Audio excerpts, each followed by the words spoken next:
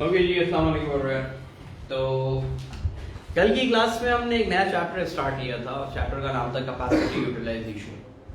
एक ऐसा चैप्टर जो कि A2 से ट्रांसफर हुआ है AS में, और काफ़ी इजी चैप्टर था एज कम्पेयर टू अगर देखा जाए तो प्रीवियस चैप्टर्स के। कोई ज़्यादा ऐसा जैसी कोई डिफिकल्ट बात नहीं थी। कोई रिकैप दे देता हूं। कैपेसिटी यूटिलाइजेशन कहते हैं कि आपकी जो मैक्सिमम प्रोडक्शन कैपेसिटी है आप उसका कितना परसेंटेज यूज कर रहे हैं, यूटिलाइज कर रहे हैं। तो calculated is very easy, current output upon maximum output multiply by 100। Answer हमेशा परसेंटेज में आएगा। इसका बड़ा ख्याल रखिएगा कि अगर जब भी कैपेसिटी यूटिलाइजेशन कैलकुलेट करने को आए तो जब भी आंसर आएगा आगे परसेंटेज का साइन लगाना जरूरी है, वरना 1 मार्क कट जाएगा। फिर हमारी बात हुई थी कि देखिए ideally capacity utilization should be 100%। अगर एक मशीन लाख यूनिट बना सकती है तो उसे लाख यूनिट बनाने चाहिए। तो आइडियली तो 100% होना चाहिए, लेकिन practically definitely it's not possible. कभी क्या होता है, कैपेसिटी एक्सेस होती है, एक्स्ट्रा होती है। यूनिट्स बन सकते हैं 1 लाख, बन रहे होते हैं 60,000, 70,000, 80,000। इस सिचुएशन को बोलते हैं एक्सेस कैपेसिटी। इसका दूसरा नाम क्या था? Under utilization of production capacity. कभी कभार उल्टा हो जाता है कि आपकी कैपेसिटी होती है 100 यूनिट्स की, 100,000 यूनिट्स की, और डिमांड आ जाती है 1,25,000 की। ये भी बुरा है। कैसे बनाओगे? मैक्सिमम कैपेसिटी ही नहीं है जब इतनी। तो इसको बोलते हैं कैपेसिटी शॉर्टेज या over utilization of maximum production capacity. तो कल मैंने एक और बात भी आपको बताई थी कि मैक्सिमम प्रोडक्शन कैपेसिटी का मतलब पता होना चाहिए। Maximum production capacity means the maximum limit of the business to produce the goods and services sustainably. That is a very important word. An example ली थी, मेरी क्लास के अंदर 30 स्टूडेंट की कैपेसिटी है, that is the maximum production capacity. बिठा तो बजा नहीं सकता हूं, लेकिन वो फिर जिस तरीके से बिठाऊंगा डेफिनेटली उस तरीके से नॉर्मल क्लास नहीं होगी। कूलिंग खत्म हो जाएगी, पढ़ा सही से दूंगा, डिफरेंट इफेक्ट्स आने लगेंगे। तो प्रोडक्शन कैपेसिटी मतलब मैक्सिमम कैपेसिटी जो सस्टेनेबली प्रोडक्शन कर सके, without any jugaad, without any adjustments, without any overtimes, without any डंडी मारना। तो ये सारी चीजों के बगैर आप जितना मैक्सिमम बना सकते हैं उसको बोलते हैं मैक्सिमम प्रोडक्शन कैपेसिटी। अब एक मशीन है, उसकी कैपेसिटी है कि उसको 8 घंटे चलाना है। 8 घंटे से ऊपर चलाओगे शॉर्ट सर्किट कर जाएगी, खराब हो जाएगी।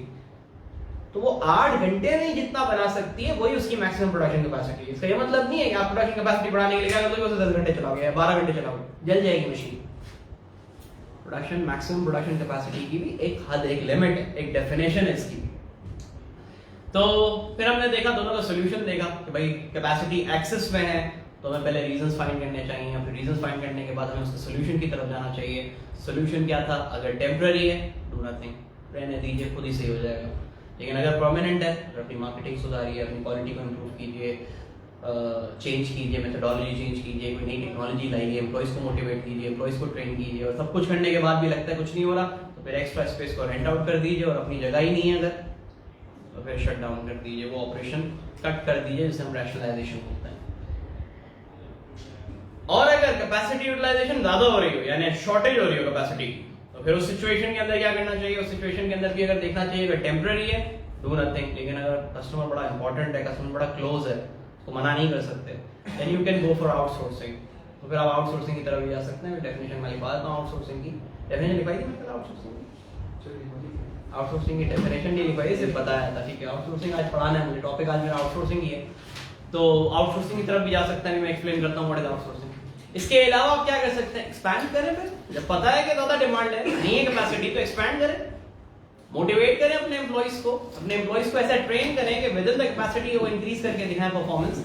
आप नई टेक्नोलॉजी यूज करें, साथ साथ मर्जर कर सकते हैं किसी के साथ, किसी के साथ टेक ओवर कर सकते हैं, ताकि उसकी भी कैपेसिटी हमारी कैपेसिटी बन जाए। तो ये सारी तरीके थे जो लास्ट क्लास में डिस्कस हुए थे, ठीक है। तो एक रिकैप दे दिया इस चैप्टर का। चैप्टर बहुत ज्यादा लेंथी नहीं है, आज ये चैप्टर कंप्लीट नहीं हो जाएगा। आज हमारा फोकस है द वर्ड आउटसोर्सिंग पे। देखिए जब पहले A2 में था ना, इसके ऊपर 10 मार्क के बहुत क्वेश्चन है A2 के अंदर, लेकिन मुझे जो लगता है कि अब ये जो आ रहा है आपके पास, इसमें इस पे 12 मार्क का क्वेश्चन बन सकता है। आउटसोर्सिंग के ऊपर 12 मार्क का क्वेश्चन मजे से बन सकता है। तो बहुत गौर से सुनना है। व्हाट इज आउटसोर्सिंग, आउटसोर्सिंग के एडवांटेजेस, डिसएडवांटेजेस, उससे रिलेटेड टर्म्स, ये सारी चीजें बड़ी आप लोगों ने ध्यान से सुननी है और देखनी है, ठीक है। तो स्टार्ट करते हैं। Online students, mark your attendance on the comment section. कोई पहले ही बता दें अगर आपको ऑडियो या वीडियो में कोई प्रॉब्लम हो रही हो तो, सही है। चल तो बात शुरू करते हैं। What is outsourcing?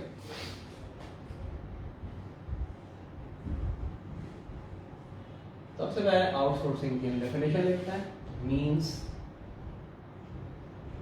To transfer a business activity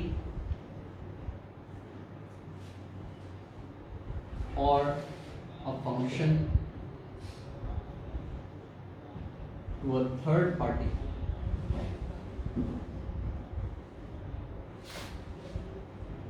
outside vendor to perform on behalf of the business.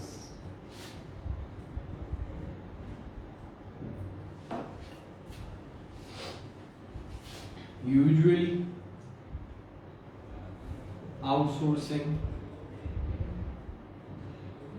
is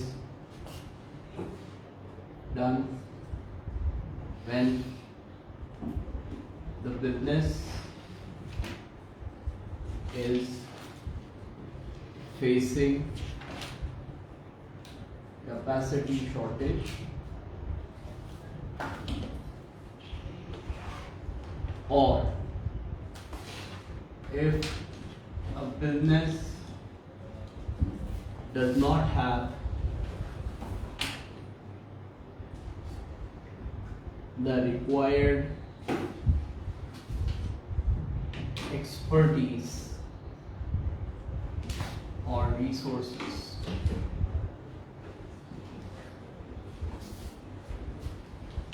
So this is called outsourcing. इसके advantage disadvantage भी लिख देता हूँ, फिर एक साथ ही समझाऊंगा. सही है. Benefits of outsourcing. सबसे पहला, it helps in cost saving. दूसरा, it is quick. Customer can be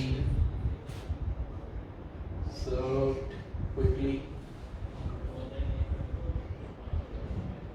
Third, business can focus on core activities.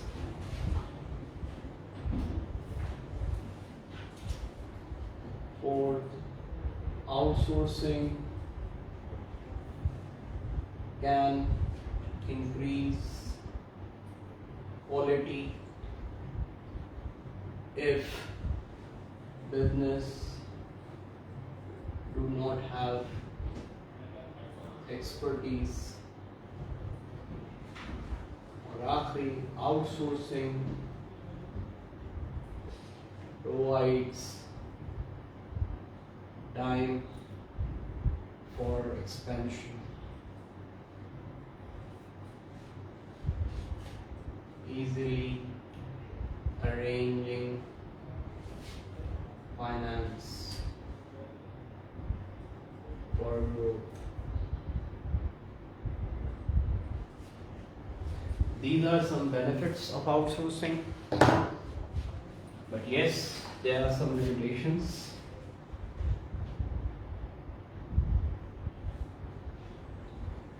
Limitation number one, dependency on outsourcing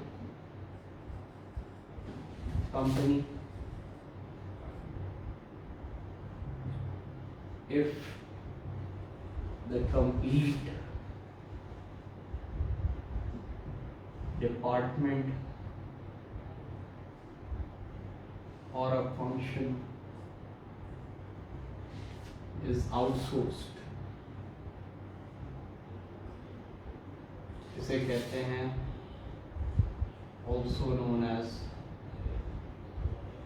business process outsourcing.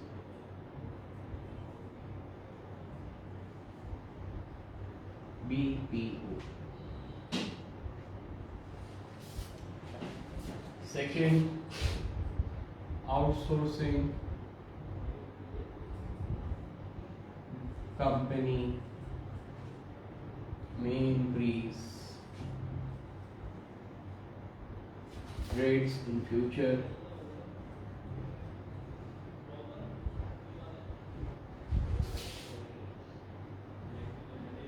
Here, customers may not like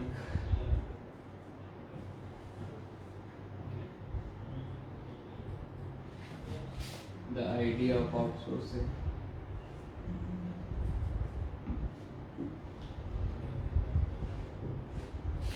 फिर इसके अलावा आप ये लिख सकते हैं कि आउटसोर्सिंग में आपके जो सीक्रेट्स होते हैं, आपके जो फॉर्मूलाज होते हैं, वो भी पता चल जाते हैं.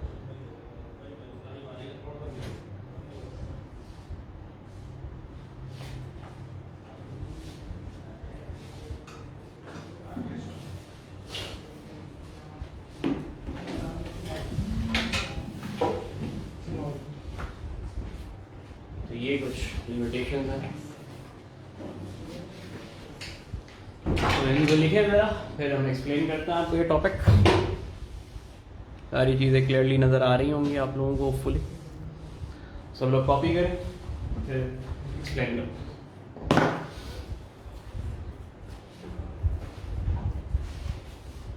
पूरा जो ये आपके सामने बोर्ड के ऊपर आज कंटेंट लिखा हुआ है, इसकी वेटेज 12 मार्क्स तक की है.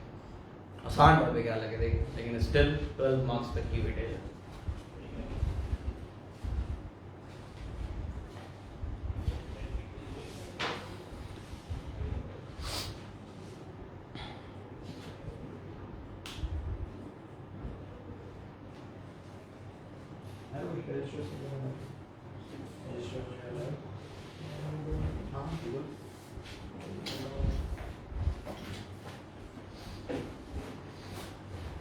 क्लास के बाद मैं आपको बताता हूँ गाइड करता हूँ.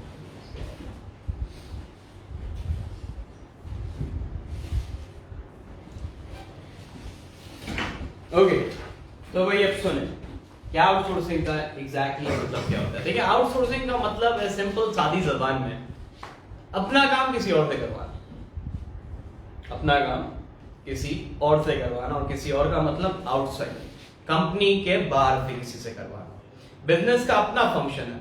फॉर एग्जाम्पल, बिजनेस को मार्केटिंग करना नहीं आती तो वो क्या करेगा, किसी और से करा लेगा. फॉर एग्जाम्पल, बिजनेस को आईटी, कंप्यूटर सिस्टम, नेटवर्क्स नहीं आते तो वो किसी सॉफ्टवेयर हाउस से करवा लेगा. फॉर एग्जाम्पल, बिजनेस के अंदर फाइनेंस, अकाउंटिंग नहीं आती, वो किसी चार्टर्ड अकाउंटेंसी फर्म से करवा लेगा. फॉर एग्जाम्पल, किसी को टैक्स पे करना नहीं आता तो किसी टैक्स कंसल्टेंसी से करवा लेगा. तो भाई it's very common. Business world में outsourcing is one of the most common activities. बहुत सारे बिजनेसेस बहुत सारी चीजें इन हाउस नहीं करते. फॉर एग्जाम्पल, लीगल मैटर्स, हर कोई अपने पास लॉयर तो हायर नहीं करता है, लीगल डिपार्टमेंट तो नहीं होते बिजनेसेस के अंदर, लेकिन बिजनेस को लीगल काम पढ़ते रहते हैं. तो बिजनेस क्या करता है, जो लीगल एस्पेक्ट्स हैं, जो भी लॉ से रिलेटेड मैटर्स हैं, वो लॉ फर्म से करवा लेते हैं आउटसोर्स. आउटसोर्सिंग का मतलब सिंपल इतना है कि अपना काम किसी और से करवाना, जिसकी एक वजह यह है कि या तो आपको काम करना आता नहीं है, एक वजह ये होती है. दूसरी वजह, आप फुल हो चुके होते हो, क्योंकि हमारा टॉपिक इस वक्त क्या चल रहा है, capacity utilization, right. For example, I have reached my maximum capacity, I have no place, I have no maximum other capacity to increase the production. मैं नहीं कर सकता, इससे ज्यादा ऑर्डर्स नहीं ले सकता, लेकिन स्टिल मुझे ऑर्डर्स लेने भी हैं, मना भी नहीं करना है. तो मैं क्या करूंगा, ऑर्डर्स ले लूंगा, लेकिन बनवाऊंगा किसी और से, काम किसी और से करवाऊंगा. आपसे ऑर्डर ले लूंगा, आपको ये नहीं बोलूंगा मैं किसी और से करवा, आपको ये बोलूंगा मैं आपको सप्लाई करके दूंगा, लेकिन मैं किसी और से काम करवा लूंगा. दिस इज कॉल्ड आउटसोर्सिंग, जिसकी सबसे बड़ी एग्जांपल है, मैंने आपको दी थी नहीं दी थी, लेकिन Pepsi. Start of the slice juice की अगर हम बात करते हैं, slice juice is a very famous product of Pepsi right now. जब ये स्टार्ट हुआ था ना, लॉन्च हुआ था, तो उस टाइम पे पेप्सी को भी इतना एक्सपेक्टेड नहीं था कि इतना चल पड़ेगा. हुआ क्या, चल गया मार्केट के अंदर. अब demand day by day increase हो रही है. पेप्सी ऑलरेडी अपनी फुल कैपेसिटी पे, पेप्सी तो वैसे ही कितना फुल चल रहा होता है, उसकी प्रोडक्शन कैपेसिटी स्लो तो हुई नहीं कभी. तो पेप्सी ने बोला अब क्या करें, इतनी डिमांड आ गई, बनाने की जगह तो है नहीं. तो पेप्सी ने शुरू के 1.5 से 2 साल तक स्लाइस जूस पाकोला से बनवाया. पाकोला कंपनी, जो कि देखा जाए तो पेप्सी का क्या है, कंपेटिटर. कोका-कोला ने स्लाइस जूस बना के दिया किसको? पेप्सी को। क्या है ये? आउटसोर्स। अपना काम किसी और से करा लिया, जब तक कैपेसिटी नहीं बढ़ाई। इसका ये मतलब नहीं हमेशा अभी तक कोका-कोला बना रहे, नहीं, शुरू के 2 साल में बस। जैसे ही प्रोडक्शन कैपेसिटी उसने अपनी बढ़ा ली, एक्सपैंड कर लिया, यहीं तक था जो भी था। एप्पल कितनी बड़ी कंपनी है। एप्पल अपने मोबाइल फोन एक अर्से तक हुआवे से बनवाता रहा। हुआवे कंपनी चाइनीज कंपनी है, पता है, आउटसोर्सिंग। सो प्रैक्टिकल लाइफ में आउटसोर्सिंग इज वेरी कॉमन। ये जो वर्ड एप्लीकेशन आप देखते हैं, हमारी जो वर्ड एप्लीकेशन है, ये कोई हमने खुद ने थोड़ी बनाई है। हमें कहां से, हमें थोड़ी आती है। हमने भी किसी को आउटसोर्स की थी ना, किसी सॉफ्टवेयर हाउस को दी थी, उस सॉफ्टवेयर हाउस ने हमें बना के दी। भाई आप हर चीज खुद नहीं कर सकते, एक्सेप्ट दिस फैक्ट। आज अगर मेरे एम्प्लॉय के अंदर कोई एम्प्लॉय का एक्सीडेंट हो जाता है, गॉड फॉरबिड कोई बीमार हो जाता है, तो क्या खुद से सर्जरी करना शुरू कर दूंगा? हाँ, लाओ भाई सारे इक्विपमेंट, इधर ही ऑपरेशन थिएटर लगाता है। अजीब सी बात है। आप क्या करोगे? उसे हॉस्पिटल लेके जाओगे? भाई जिसका काम है वही करे।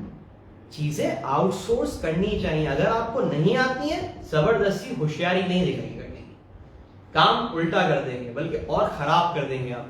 अगर आज मैं बोलता नहीं वर्ड एप्लीकेशन तो वर्ड के अंदर ही बनेगी, क्यों बनेगी भाई? क्या करूंगा मैं अंदर बनवा के? कुछ और ही बन जाता, फिर एप्लीकेशन नहीं बनती, कुछ और ही बन जाता। एक सॉफ्टवेयर हाउस से बनवा लिया जिससे ये काम आता है, उसने बना के दे दी, चुपचाप पैसे हमने उसको दे दी। तो जो काम खुद से नहीं करने के हैं उसे नहीं किया करें, वो आपसे नहीं होंगे। स्पेशली अगर मैं आपको अपनी एग्जांपल पर्सनल दूं, देखो मैं खुद हालांकि एसी से क्वालिफाइड, लेकिन स्टिल आज भी मैं अपना टैक्स खुद नहीं भरता, मैं अपने दोस्त से पे करवाता हूँ उससे टैक्स। वो क्योंकि टैक्स एक्सपर्ट है, वो इस वक्त मार्केट के अंदर इन है, वो चार्टेड अकाउंटेंट है, वो टैक्स डिपार्टमेंट संभाल रहे हैं कंपनी का। हालांकि मुझे फीस देनी पड़ती है उसको, लेकिन स्टिल मैं उसी से करवा रहा हूँ। भाई मेरे पास नहीं है वक्त, मैं ये टैक्स वगैरह के चक्कर में लगा रहा हूँ, तो ये तुम लोगों को पढ़ाऊंगा। तो ये कुछ चीजें ऐसी होती हैं जिसमें आपके पास ना वक्त होता है, ना एक्सपर्टीज होती है, और कभी कभार जगह भी नहीं होती है। तो इस सिचुएशन में क्या कहा जाता है? किसी और से करवा लीजिए, आउटसोर्सिंग इसे कहते हैं। ना आउटसोर्सिंग का मतलब समझ में आ गया सबको कि अपना बिजनेस का काम, अपने बिजनेस की एक्टिविटी, अपने बिजनेस का कोई फंक्शन किसी और से करवा लेना, किसी आउटसाइड वेंडर से। वेंडर बोलते हैं सप्लायर को, ठीक है, यहाँ पे मैंने वर्ड यूज किया, ठीक है, किसी आउटसाइड सप्लायर, किसी आउटसाइड फर्म से। ना इस पे डिबेट है, बहुत सारे लोग बोलते हैं कि होना चाहिए, जैसे कि मैं खुद बोल रहा हूँ कि आपको होना चाहिए आउटसोर्सिंग, लेकिन बहुत सारे लोग इसके अगेंस्ट नहीं। तो ये एडवांटेजेस एंड डिसएडवांटेजेस सुन के आपको और बेटर अंडरस्टैंडिंग डेवलप होगी। फिर मैं आपसे पूछूंगा क्या करना चाहिए, आप सब लोगों का अपना अपना ओपिनियन होगा।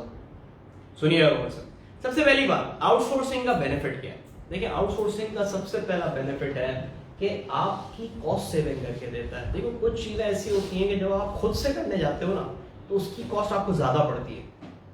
जैसे कि मिसाल के तौर पे मैं अगर आज बात करता हूँ, मैंने अभी आपको बताई एप्लीकेशन की मैंने बात करी, अगर मुझे आज ये एप्लीकेशन वर्ड्स के अंदर ही बनानी होती तो मुझे क्या करना पड़ता? एक पूरा डिपार्टमेंट बनाना पड़ता, एक लेटेस्ट पीसी सॉफ्टवेयर सर्वर लगाना पड़ता, एम्प्लॉइज हायर करने पड़ते, कम से कम 2-3 तो चाहिए होते, उनको मंथली सैलरीज देनी पड़ती, यानी ओवरऑल एक नया डिपार्टमेंट क्रिएट करना पड़ता मुझे। लीगल की मैंने एग्जांपल आपको दी, अगर मुझे लॉयर हायर करना पड़े तो लॉयर अलग से सैलरी लेगा, उसको अलग से ऑफिस लेके देना पड़ेगा, कितना महंगा पड़ जाएगा मुझे। काम कब होता है? साल में एक बार। लीगल मैटर्स की साल में एक बार ही तो जरूरत पड़ती है, तो खुद से करने की क्या जरूरत है? अगर आपको आउटसोर्सिंग में बचत हो रही है तो आउटसोर्सिंग कीजिए भाई। बिजनेस का ऑब्जेक्टिव क्या है? प्रॉफिट मैक्सिमाइजेशन, या इसको दूसरा बोले तो कॉस्ट मिनिमाइजेशन। कॉस्ट मिनिमाइज करोगे तो प्रॉफिट मैक्सिमाइजेशन हो ही जाएगी। तो कॉस्ट मिनिमाइज करो ना भाई, जब आउटसोर्सिंग से हो सकती है तो बिजनेस के ऑब्जेक्टिव को अचीव करने में हेल्प करेगा मुझे, पहला पॉइंट। दूसरा पॉइंट, आउटसोर्सिंग का फायदा। देखो दूसरा क्या लिखा हुआ है, it can quickly serve the customer. अभी मेरे पास एक कस्टमर चल के आया, नहीं है मेरे पास जगह, मैं बोलूंगा चलो अब एक्सपैंड करने का टाइम आ गया है, जरा कस्टमर 1-2 महीने वेट करो, मैं एक्सपैंड कर लेता हूँ। करोगे वेट? तो सर 1-2 महीने का अभी चाहिए, 1-आध हफ्ते में मुझे चाहिए। आप बोल रहे हैं मैं एक्सपैंड कर रहा हूँ, मेरी फैक्ट्री एक्सपैंड होगी फिर मैं बना के दूंगा। कस्टमर इतना वेट नहीं करेगा, तो इन द मीन टाइम आप क्या कर लो, किसी से करवा दो, उससे ऑर्डर ले लो, किसी से बनवा के उससे वो ऑर्डर दे दो। अक्सर दुकानदार ये करते हैं, आप किसी दुकान में जाए, कोई चीज शॉर्ट होती है तो आप वहीं पे बिठाते हैं, मंगा के देते हैं। That's called outsourcing. क्यों कस्टमर ने जाने देना? आपने कस्टमर को मना क्यों करना? आपने कस्टमर को इंतजार नहीं करवाना, आपको खुद एक्सपेंड करना, आप करते रहे, लेकिन in the meantime customer wait नहीं करना चाहिए। आउटसोर्स करके कस्टमर को जल्दी फारिग करें, कस्टमर से सैटिस्फाई कर दिया आपने। तीसरी बात देखें, business can focus on core activities. अब इस पे बड़ा ध्यान दीजिएगा, ये भी टर्म टेस्ट हो सकती है आपको एग्जाम में। Core activities, what is this term? Core activities मतलब मेजर एक्टिविटी। देखो एज अ टीचर मेरी कोर एक्टिविटी टीचिंग है, इस वक्त क्लास में रहना, आप लोगों को लेक्चर देना, ये मेरी कोर एक्टिविटी है। मैं इसको आउटसोर्स कभी भी नहीं करूंगा, हो ही नहीं सकती ना ये एक्टिविटीज आउटसोर्स। अगर मैं बोलूं नहीं यार ये मुझे आगे पीछे क्या थोड़े काम करने हैं, थोड़ा सा सब्जी और फ्रूट लेने जाने, तो एक काम करता हूँ टीचिंग आउटसोर्स कर देता हूँ। अच्छा किसी को भी बुला के बोलता हूँ यार आज टीचिंग देख ले यार, मैं जरा सब्जी और फ्रूट लेने चला जाऊँ। अजीब सी बात है, सब्जी और फ्रूट लेने के लिए भेजो ना किसी को। कोर एक्टिविटी क्यों आउटसोर्स कर दी सर? नॉन कोर एक्टिविटीज को आउटसोर्स करना चाहिए जो लेस इंपॉर्टेंट हो बिजनेस के लिए। जैसे कि मैंने अभी आपको बताया, देखिए वर्च का काम एजुकेशन प्रोवाइड करना है, सॉफ्टवेयर बनाना तो नहीं है।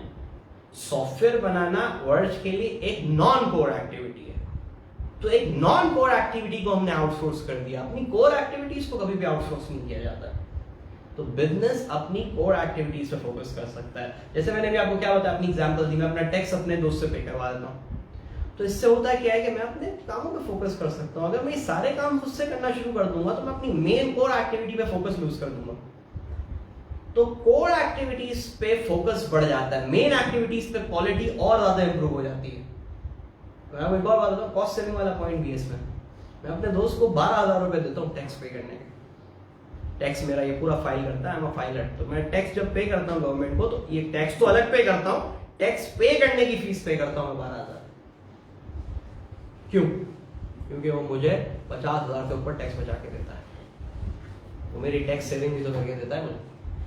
अगर आज मैं खुद से करने जाऊं ना तो हो सकता है मुझे ज्यादा टैक्स भरना पड़े। वो एक्सपर्ट है, वो मेरी टैक्स बचत कर देता है। तो 12,000 दे के 50,000 का टैक्स बच गया, कितने का फायदा हो गया? 38,000 का फायदा हो गया ना मुझे। तो 38,000 का बेनिफिट हो गया मुझे। क्या हुई मेरी वही ना भाई, खुद से करने की क्या जरूरत है? आपने पूछा सर आप खुद नहीं कर सकते, बट मैं प्रैक्टिस में नहीं हूँ ना।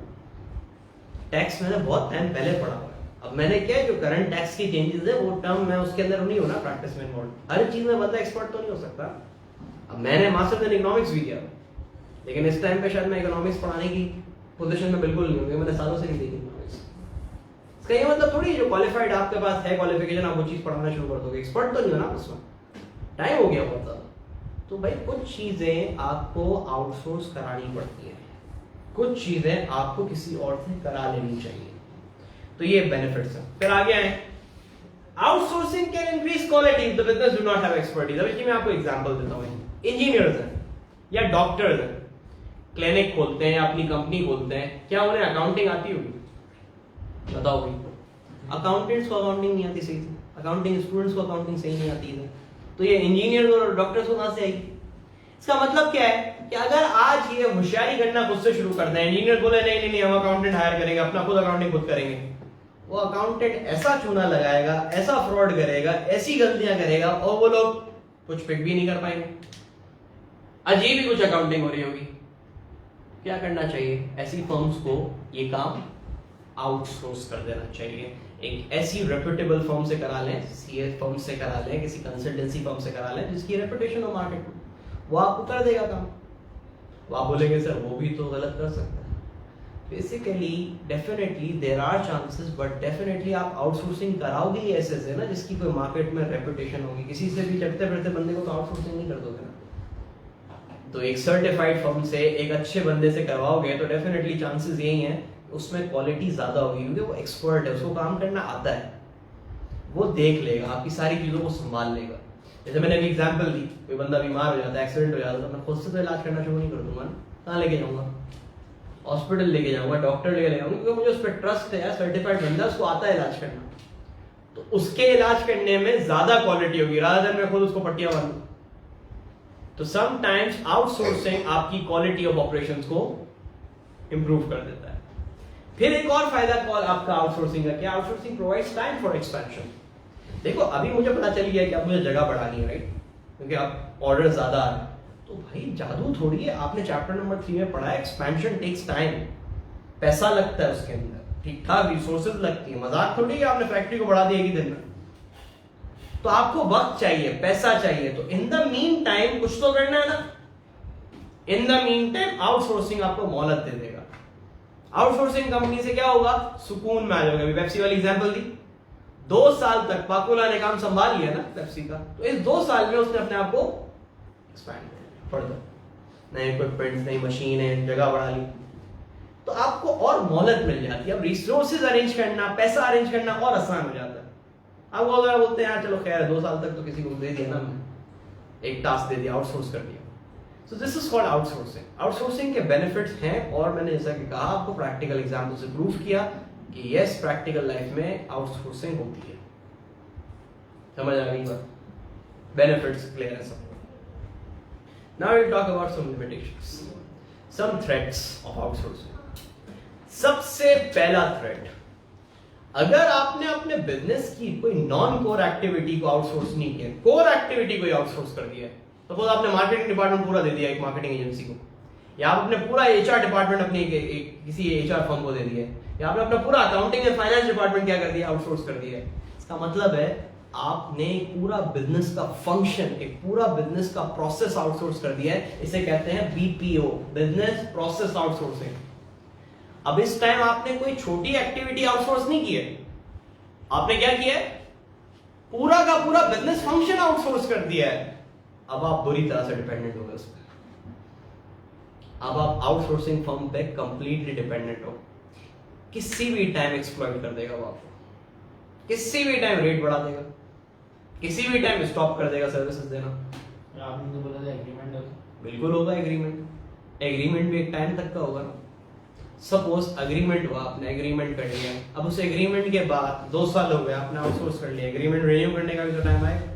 अब उस रिन्यूअल एग्रीमेंट के अंदर वो बोलेगा जो पहले रेट थे उससे डबल, और आप अब उस पर कंप्लीटली डिपेंडेंट हो चुके हो, क्योंकि आपने कोई वर्किंग नहीं करी, आप उसके ऊपर कंप्लीटली रिलाई करते हो। जैसे मैं अगर अपनी बात करूं, मैं इस वक्त ये वर्ल्ड एप्लीकेशन सॉफ्टवेयर चला रहा हूं, मैं कंप्लीटली डिपेंडेंट हूं उस कंपनी के ऊपर, क्योंकि मुझे तो नहीं पता कहाँ एप्लीकेशन बनी है, कहाँ उसके राइट्स हैं, क्या है। जब तक वो मुझे सर्विस देगा, जितना बोलेगा तो पैसे देने पड़ेंगे। जब जब वो बोलता है हमें पैसे देने पड़ते हैं।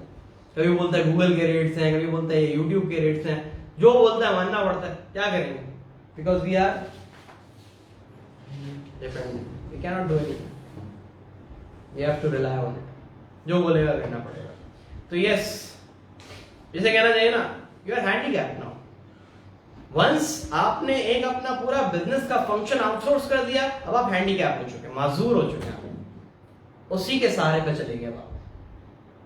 That is a disadvantage, dependency अब आपकी उस फॉर्म पे आ गई। दूसरा देखो, आज ये अपने रेट्स आपको कम कर रहा है, तो आपको क्या बेनिफिट हो रहा है, कल को रेट इंक्रीज भी तो कर सकता है ना भाई, तो फिर क्या करूँ, उस वक्त आउटसोर्सिंग हो सकता है लॉस मेकिंग हो जाए। आपने तो खुद से प्रोडक्शन के लिए कभी कोशिश ही नहीं की, आप तो कंप्लीटली उसी पे रिलाई करते हो, तो अपने रेट्स बढ़ा देगा, आपकी कॉस्टिंग आउट हो जाएगी, आपका प्रॉफिटेबिलिटी आउट हो सकता है। तीसरी चीज, मेरा फॉर्मूला, मेरे सारे सीक्रेट पता चल गया ना आउटसोर्सिंग फर्म को। पेप्सी के स्लाइस जूस का सारा फॉर्मूला पता चल गया ना पाकोला को, चाहे तो पाकोला ऐसा प्रोडक्ट निकाल सकता है आराम से। सिमिलरली एप्पल की सारी डिटेल्स हुआवे के पास ना, इसीलिए आप देखें हुआवे चाइनीज कंपनी में सबसे अच्छी कंपनी है। एप्पल बनाया है उसने यार, तो सब पता है। ठीक है, एप्पल वाली लेवल तो नहीं आ सकता, क्योंकि एप्पल तो ब्रांड की वजह चलता है, लेकिन एप्पल की सारी चीजों से पता है, सीक्रेट्स। दूसरी बात, अब देखो मेरे सारे सीक्रेट्स पता है ना मेरे टैक्स एजेंट को, मेरे टैक्स लॉयर, मेरे बैंक अकाउंट्स, मेरी प्रॉपर्टी, मेरे इनकम्स, हर डिटेल से पता है। ये तो मेरा दोस्त है, जानने वाला है, रिलायबल बंदा है। कोई आउटसाइड बंदा हो क्या कर सकता है, लीक कर सकता है या मुझे थ्रेट कर सकता है, मैं टैक्स अथॉरिटीज को बता दूंगा मेरी फीस बढ़ाओ, ऐसा कुछ हो सकता है।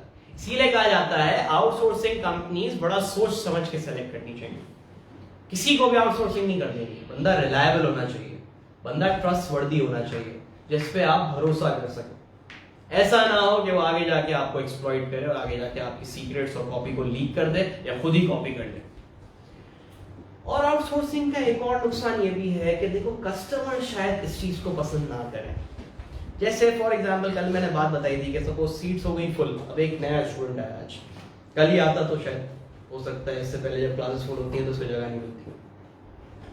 अब ये स्टूडेंट आया, मैं बोलता हूँ नहीं जगह नहीं है, सॉरी मैं आपको किसी टीचर को आउटसोर्स कर देता हूँ। आप बोलेंगे सर मैं आपसे पढ़ने आया हूँ, आपका आउटसोर्स कर रहे हैं, ठीक है ना, यानी आपसे ही पढ़ने आया हूँ, आप कैसे आउटसोर्स कर सकते हो? ये कैसी बात हुई? कहीं और नहीं चला जाता मैं? कस्टमर नहीं समझता, आउटसोर्सिंग कस्टमर को समझ में नहीं आती। चले ये तो कोई सर्विस की बात, मैं मैन्युफैक्चरिंग पे आ जाता हूँ, आजा मेरी दुकान पे, मैं बोलता हूँ ठीक है बना के देता हूँ, मैं किसी और से बनवाऊंगा क्योंकि मेरे पास तो जगह ही नहीं है। अगर ये बात आपको पता चल गई ये मैंने नहीं बनाया किसी से बनवा के दिया है, आपकी हट जाएगी। बोलोगे सर ये क्या तरीका है? मैं उसके पास नहीं जा सकता था डायरेक्ट, आपके पास क्यों आऊंगा? कस्टमर्स को सम टाइम आउटसोर्सिंग की बात पसंद नहीं आती है, कस्टमर्स ऑफेंड हो जाते हैं, कस्टमर बोलते हैं आउटसोर्सिंग नहीं सर आप ही बना के देंगे। तो आउटसोर्सिंग की चीज कस्टमर्स को शायद ऑफेंड कर दे, तो ये एक नुकसान है आउटसोर्सिंग का। So these are some limitations of outsourcing, ये आउटसोर्सिंग के कुछ नुकसान भी हैं। इसीलिए कहा जाता है, अब कंक्लूजन की तरफ आ रहा हूं मैं इस टॉपिक के, कि देखिए आउटसोर्सिंग करने से पहले कुछ फैक्टर्स को कंसिडर करना बड़ा जरूरी है। सबसे पहला फैक्टर, किसको आउटसोर्सिंग कर रहे हो? देखो तो सही, उसकी हिस्ट्री तो देख लो, उसकी क्रेडिबिलिटी तो देख लो, उसकी रेपुटेशन तो देख लो मार्केट में। किसी चोर को तो नहीं कर रहा आउटसोर्सिंग। अरे एक और पॉइंट, क्या पॉइंट याद आ गया, एथिकल इश्यूज। दुनिया के सामने आप CSR, ethical, social image show करते हैं, दुनिया के सामने आप बहुत नेक हैं, बहुत परहेजगार हैं, बहुत अच्छा अपना एटीट्यूड रखते हैं और आपके बहुत केयर है एनवायरनमेंट और सोसाइटी की, और आप आउटसोर्सिंग करा रहे हैं ऐसी कंपनी से जो 2 नंबर काम करती है। कहां गए आपके एथिक्स? आपके ऊपर उंगलियां उठेंगी। अब एथिक्स होने का क्या मतलब है? एथिकल होने का ये मतलब नहीं आप ईमानदारी से, एथिकल होने का ये मतलब है अगर एक कंपनी को अपनी सोशल इमेज रखनी है मार्केट के अंदर तो आप खुद तो एथिकल होंगे ही, आप सिर्फ एथिकल बिजनेस से ही रिश्ता रखेंगे। आपकी जो आउटसोर्सिंग कंपनी होनी चाहिए वो भी एथिकल होनी चाहिए। अगर वो कोई 2 नंबर काम कर रही है और मार्केट के अंदर मशहूर है कि वो 2 नंबर काम करती है या चाइल्ड लेबर यूज करती है या मिलावट करते हैं या गवर्नमेंट को रिश्वत देते हैं, कुछ भी करते हैं, अगर वो मार्केट में मशहूर है और अगर आपने वो काम आउटसोर्स कर दिया उसी कंपनी को, तो आप जितने ही एथिकल क्यों ना हो आपकी इमेज भी डैमेज होगी, लोग आप पे भी सवाल उठाएंगे, अब कहां गया एथिक्स आपका, अब कहां गया CSR आपका? तो ये भी बड़ा देखना है। तो इन फैक्टर्स को कंसीडर करना है। देखो आउटसोर्सिंग कंपनी से पहले देखना है कि आपका जो आउटसोर्सिंग वेंडर है उसकी क्रेडिबिलिटी मार्केट में कैसी है। दूसरा ये एथिकल इश्यूज, कि वो अनएथिकल तो नहीं है, कोई अनएथिकल एक्टिविटी में तो इन्वॉल्व नहीं। तीसरा कॉस्ट बेनिफिट एनालिसिस लाजमी देखना है कि कहीं ऐसा तो नहीं है मैं आउटसोर्सिंग करके उल्टा मुझे महंगा पड़ रहा है। अगर आउटसोर्सिंग महंगा पड़ रहा है तो फिर खुद करो, फिर खुद ही करो, फिर आपने खुद ही इनहाउस करने का, फिर वो आउटसोर्स नहीं करना है, फिर डेवलप करो स्पेशलिटी। अगर आपको सस्ता पड़ता है खुद करने में तो अपना कॉस्ट बेनिफिट एनालिसिस करें, अपने आप को चेक करें, अपने रिसर्च करें, आउटसोर्सिंग कंपनी के बारे में मालूमात लें, ये सारी, और agreement, confirm agreement, legal agreement करें उसके साथ, ताकि आप अपने आप को हर चीज में सिक्योर रख सकें, आपके फॉर्मूलाज, आपके सीक्रेट्स आउटसोर्सिंग कंपनी कहीं लीक ना कर दे। ये सारी बातें मेक श्योर करने के बाद yes outsourcing is very good. In the end conclusion is outsourcing is good. अगर ये सारे फैक्टर्स हम इंश्योर करते हैं तो, और अगर इन सारे फैक्टर्स को इंश्योर करे बगैर आप आउटसोर्सिंग करते हैं, नॉट रिकमेंडेड, फिर आउटसोर्सिंग नहीं करनी चाहिए। फिर आप बहुत बड़ा रिस्क ले रहे हैं अपने बिजनेस के साथ, फिर आपकी बिजनेस की इमेज, आपके बिजनेस के रिस्क, आपके बिजनेस के सीक्रेट्स, ये बहुत बड़े रिस्क पर है। So that is the conclusion of this chapter. The chapter is done. मैंने आप लोगों को व्हाट्सएप ग्रुप पे कुछ क्वेश्चन शेयर किए हैं फॉर प्रैक्टिस, और ये नेक्स्ट क्लास तक का आपके पास एक टाइम है, ठीक है। नेक्स्ट क्लास हमारी नेक्स्ट वीक है, तो you have enough time to solve these questions. कुछ शॉर्ट क्वेश्चंस हैं और कुछ केस स्टडीज हैं, समझ नहीं है तो पूछ लीजिएगा, वैसे इंशाल्लाह समझ में आ ही जाएंगे वो सारे क्वेश्चंस आपको। यहाँ तक कोई क्वेश्चन पूछना चाह रहे हैं तो पूछ सकते हैं। यूनिट 4 का आज हमारा दूसरा चैप्टर डन हो गया, फिर इंशाल्लाह नेक्स्ट क्लास में हाँ अब्दुल राफे सर, टाइम ही ज़्यादा कंज्यूम होता होगा ना आउटसोर्सिंग में। ज़रूरी नहीं है बेटा, टाइम तो समटाइम्स कम लगता है। आउटसोर्सिंग कराते ही इसीलिए ना, क्योंकि अगर मैं करूँगा तो देर लग जाएगी, आउटसोर्सिंग जल्दी करके देगा। तो आउटसोर्सिंग में टाइम तो बचता है बेसिकली, ठीक है ना। तो टाइम ज़ाया नहीं होता, टाइम बचता है। बाकी कोई और क्वेश्चन पूछना चाह रहे हैं तो पूछ सकते हैं, और नहीं पूछना चाह रहे तो ठीक है, दैट्स इट।